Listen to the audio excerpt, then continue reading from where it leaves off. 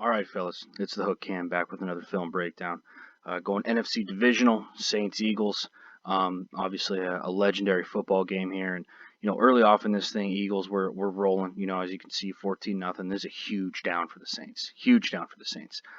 Just really quickly on the Saints, I love this offense. This is up there with the Chiefs' offense as far as fun to watch and creativity as far as getting their athletes in space.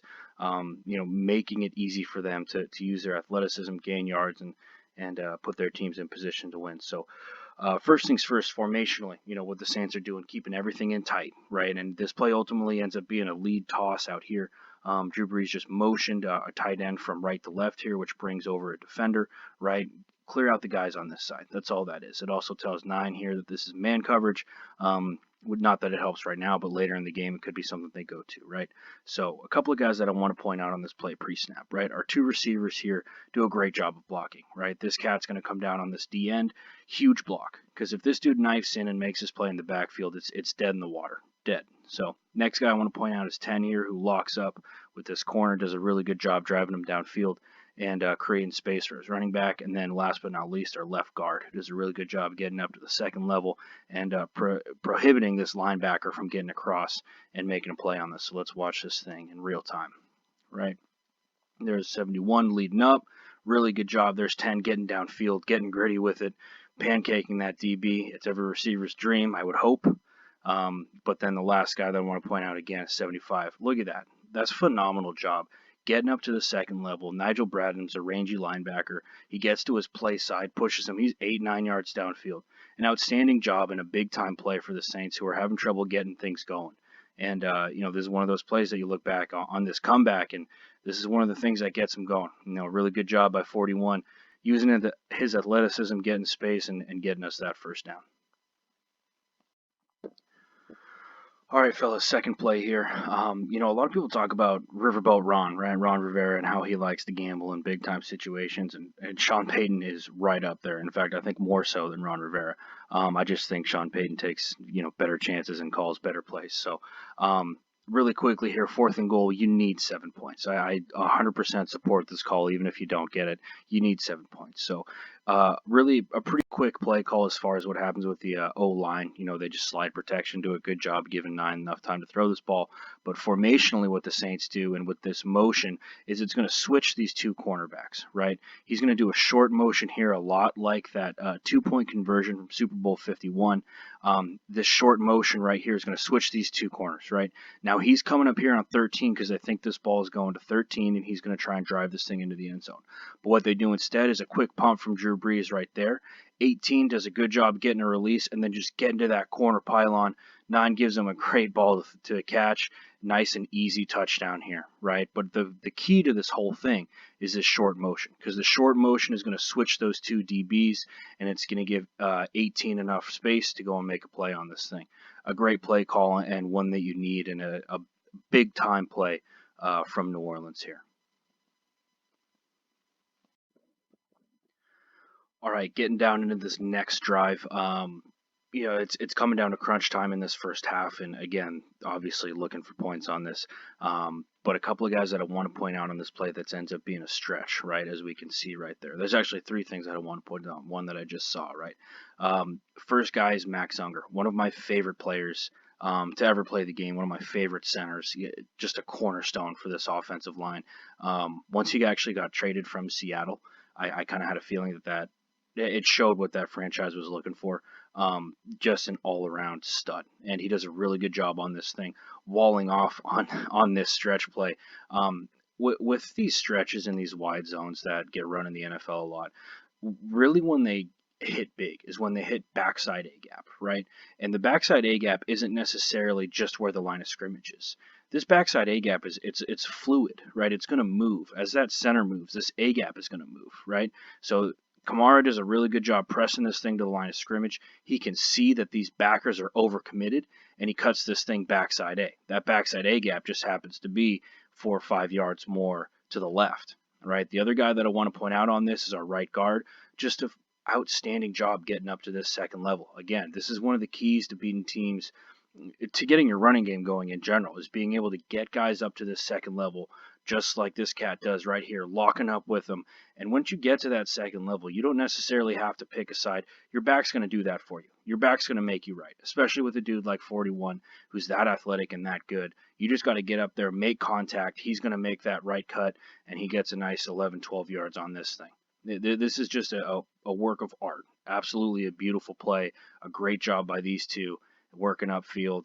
Just outstanding. Really big time play here, and something that gave him some optimism going forward. All right, fellas, next play here. Something that I noticed the Saints and Chiefs do a lot, and that not a lot of other teams like to do, is they false key. And what I mean by false key is every defense has reads that they're going to go to, right? If it's guards, if it's wings, if it's tackles, whatever it is, they're going to have reads. And when you false key, you make the defense think you're doing one thing and you do another. It's exactly that. It's a false key, right? So on this play here, at 1st and 15 after another penalty for the Saints, this tackle is going to run out to the flat, make it look like a screen right here. And that's going to get a lot of attention from these cats, right? It ends up being just an inside zone that Kamara pops out upside up here. But this false key is kind of one of the keys to this play. Watch. As this left tackle comes outside here, right, we got a lot of flowage coming this way. We also have this H-back who's running in, making it look like a wham, which it essentially is. But he's really leading up on 27 here, okay? But this false key, I think, is one of the biggies that the Saints do that helps them out a lot, right? The next cat that I want to point out on this is our right tackle, okay? Michael Bennett's a penetrator of a defensive lineman, which means he's constantly upfield. He's very aggressive with how he's going to attack every play. It doesn't matter run, pass, doesn't matter. He's going to attack upfield, right? So 71 knows that, right? So he's not going to go out on this run play and attack him. He's going to let this dude get upfield, widen this gap, right? He's not going out to attack him here. He's letting him get upfield, widen this gap, and then he's just going to wall him off, create a nice lane for Kamara to get up into, and ultimately get that first down. Really big time play here, and it just shows you the creativity of the Saints offense, right? We got the false key down below, really just running like an inside zone here. Really good block from this receiver as well on this, actually. Coming up, pinning that DB on the inside. All around, just a really good job and a great play call inside the red zone here. All right, this next play here is a nice little change of pace for the Saints, right? Fourth quarter, they're trying to run out clock, but still trying to get points on this. They come out in 21 personnel here, giving the Eagles a dead side. Like I've talked about in my other videos, a dead side is really just a tight end, side with a tight end but no receiver, all right? And what that does is it forces a corner or a defensive back to come closer to the line of scrimmage and be in a run defense role. With every running play, the ultimate goal is to get the back with a safety or a corner one-on-one because you trust in your back to make that play. And all that happens on this is it's really just an ISO, right? We're ISOing this backer with our fullback. He's going to block out on this end. Again, we know he's a penetrator of an end, so he's going to come upfield on this. Really good job by 45, letting him come upfield and just kind of walling that thing off, right like that. Really good job by him. Widen that gap, give your fullback lane to work with. The other blocks that I want to highlight is this combo block, right? With run plays in the NFL and at any level, you're going to see, excuse the cuckoo clock, you're going to see backers come up and really press the line of scrimmage, right? They don't want to allow any yards. You don't want to make a tackle 4 or 5 yards downfield. You want to press, fill your gaps, fill your lanes, and be there to make a play. So this backer is going to hop up. He's going to kind of get caught in the fray here. And the block between this right tackle and right guard, they combo on this 3-tech, and they work up to this backer, right? Combo here, doing a good job, and then that backer's pressing that line of scrimmage right now. Well, this guard does a really good job, really just holding on to him just enough so that Mark Ingram can spring this thing, and we're off to the races. So a really good job on this, a great change of pace play, giving them this heavier personnel when they're not ready for it. That fullback just tackled that linebacker. That's awesome. But a good change of pace, and Mark Ingram does a good job springing this thing and getting upfield, breaking a few tackles. So big time play from the Saints, and again, it's that creativity, man. Creativity as an offensive coordinator, I think, is one of the biggest keys. All right, fellas, next play that we're getting into, getting down to crunch time in this game, fourth quarter, less than 10 on the clock, so every minute counts.